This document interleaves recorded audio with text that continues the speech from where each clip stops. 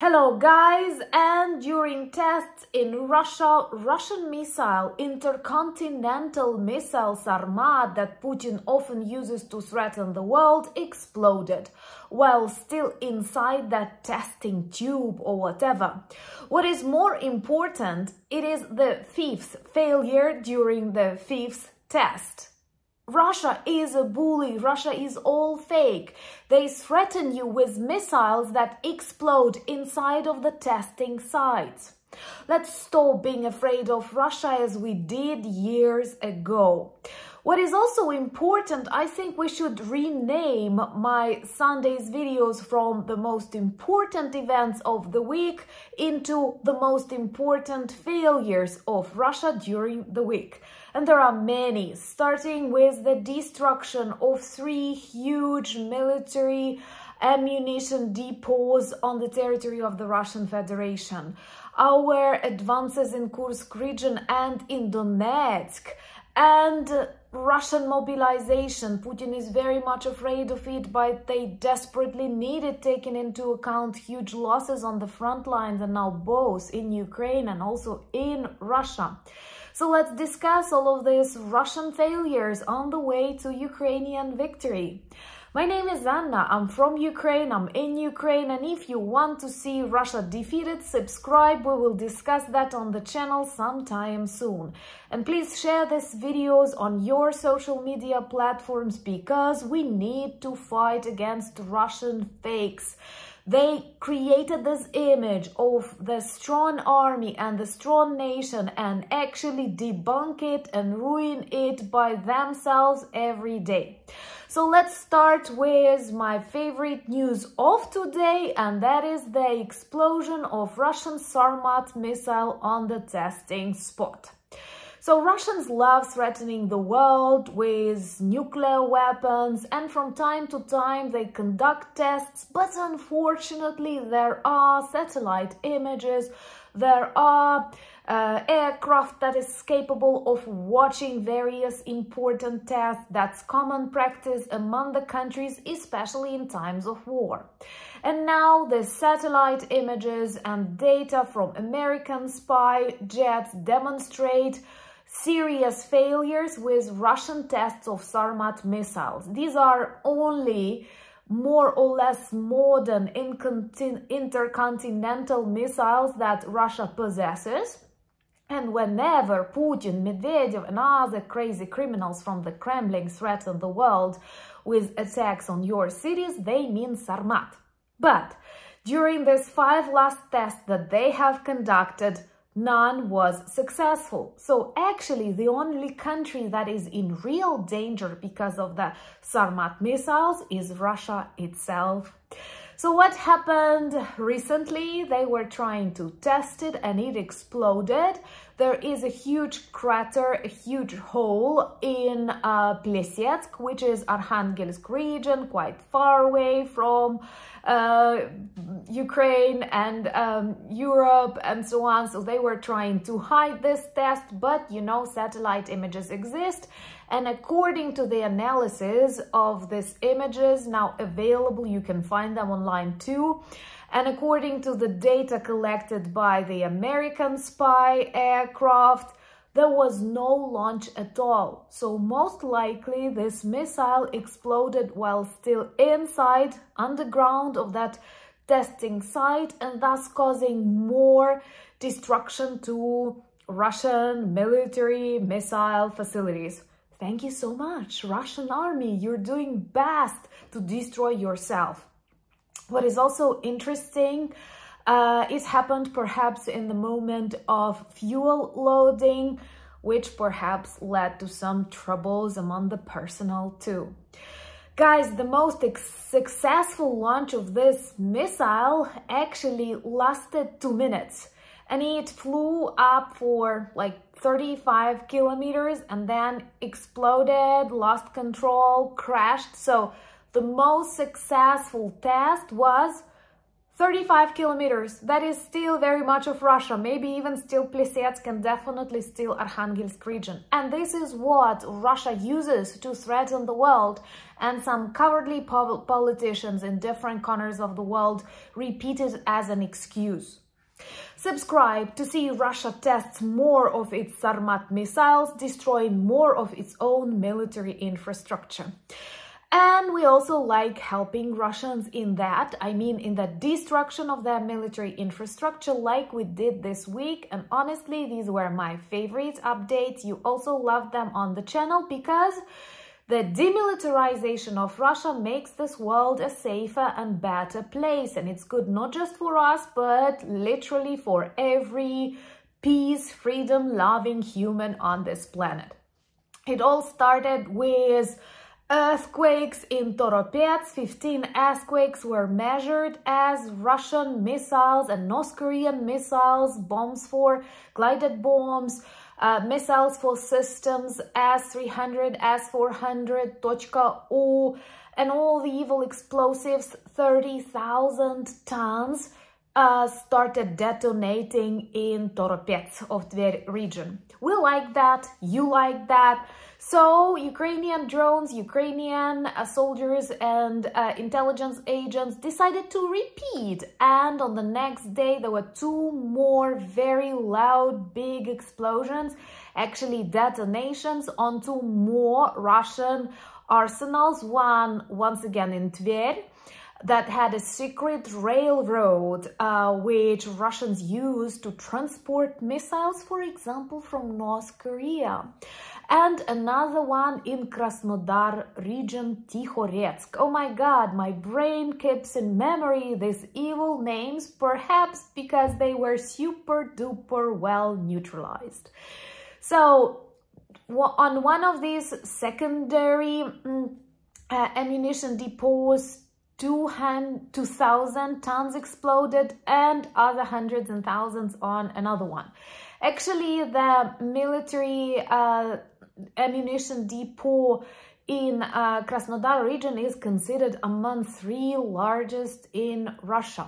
What is beautiful with the destruction of 3 of these arsenals? Well, first of all, demilitarization of Russia, and it literally saved hundreds and thousands of Ukrainian lives. I mean, the destruction of those instruments that they wanted to use, destroying Ukrainian hospitals, schools, and so on. What is also good, this will cause paralysis on the front lines because the majority of these arsenals are really close to the front lines and to the front lines in Kursk region. So Russians won't be able to back up their soldiers, and thus we will continue to advance, having more arguments for the negotiations after the total military defeat of Russia and imprisonment of Putin. What is also beautiful, it's obvious that we have destroyed hundreds, if not thousands, of North Korean missiles, ballistic missiles, that one pathetic dictator supplied another pathetic dictator with, trying to demonstrate their effectiveness and cooperation, country to weak, delaying West. But you know, these ballistic missiles did explode during the Russian war, but on the Russian side, because finally Russian war is also back to Russia where it belongs and where people dreamt to have it for so long. Now they actually have it. And despite the fact that Russians did everything to hide these ammunition depots, they were building underground tunnels, they were using lots of technologies, they had lots of TV stories about the ammunition depot in Toropetsk showing how modern it is. They literally had 100 pools to use this water in case of emergency, but in case of emergency all the water boiled, evaporated, and detonation continued. This is amazing how satellite images illustrate it all and how Russian authorities pretend nothing happened. It was just the debris of Ukrainian drones. And you know, here inside Ukraine, we now have a popular joke. Imagine if Just the debris of Ukrainian drones managed to destroy 30,000 tons of Russian explosives. What one drone can do and what a swarm of drones can do. Amazing. And more of Ukrainian missiles to be developed. Not just Polonitsa, but we are working on the ballistic missiles. Our friends and partners keep promising that Ukraine will be allowed to use long-range missiles to demilitarize Russia, to protect Ukrainian territories from constant attacks and actually make this world a safer place. It's obvious that we need to repeat similar special military operation on other Russian arsenals, because it's not the bombers that we are afraid of. We are afraid of bombs and missiles that they have on them. Well, actually not afraid. They destroy our lives, our country, and this needs to be stopped. And the only way to stop this war is to defeat Russia and thus save not only Ukrainians, not only other countries that can potentially be invaded by Russia, but even zombified Russians who die like crazy on the front lines in Ukraine. Hundreds and thousands, and Putin is running short of people, not just in the army, but also on ordinary jobs. There are reports from inside Russia that they don't have enough people for various positions and they start hiring teenagers and children. And this is another signal that sometime soon they will seriously need to start mobilization. Kursk operations sped up this process, and Russian Minister of Defense keeps asking Putin to begin mobilization, but he is afraid of that. Because this may lead to some protests and definitely can touch bigger Russian cities, not periphery, where people are so poor and know so little about their own rights that they simply turn into serfs. Subscribe to see Kremlin on fire. Yeah, I think that will be important, despite what our partners sometimes say. So we continue our advances in Kursk region. We control the situation. We even invited the Red Cross, the United Nations, because we act according to the rules of war. But Russia opposes that because they have no other option and simply bomb their own cities, which is insane. But that's the only way Russians fight the war. Their tactics are scorched earth policy and meat grinders. No creativity, no innovation, and whenever they test technologies like Sarmat, well, you remember what happened. They simply destroy themselves. They continue bombing Ukrainian cities using cabs like Kharkiv, like Sumy, traditionally targeting civilian districts, hoping they can frighten Ukrainians, make more people flee the country, but they achieve just the contrary. More and more people support Ukrainian army, want to see big army of Ukrainian drones, and Russia demilitarized. Russia's plan, after they realized that the Blitzkrieg failed, was to turn Ukraine into a desert, to make people flee the country, to destroy infrastructure, to burn everything, and then simply get these empty territories. But it does not work like that, because for us, it's not territories. This is our motherland. This is our homes. This is our memories. This is our schools, graveyards, hospitals, trees, which we climbed when we were children. And we protect that with all that we can. And this is the moment when creativity turns on, when motivation means a lot. Compare the motivation of a Ukrainian soldier and a Russian criminal. Because the moment a Russian crosses the border of Ukraine, it becomes a war criminal. It becomes an orc. And stop saying that I dehumanize them. They dehumanize themselves when they cross the border and they come to rape, loot and kill in Ukraine. That's why I'm actually happy that modern Russian government denied their presence on the next peace summit. And I think that the invitation was purely formal to demonstrate that we are listening to everyone, but it goes without saying that we cannot invite sincerely an aggressor, a country responsible for the deaths of thousands of Ukrainians, ruined lives, ruined houses, ruined cities, ruined regions. The only way we can negotiate with Russia is after that total military defeat, which actually will bring happiness to the people of Russia, may give them chance somewhere in the faraway future to build something that may resemble democracy. Because never in the period of the Russian history they've experienced democracy. If someone can tell me when Russia was democratic, and no, it was not the times of Yeltsin who actually brought Putin to power and started Chechen war, let me know in the comments below what period of Russian history you consider to be normal, healthy, more or less democratic. I do not know such, and unfortunately I know too much about this crazy empire nearby.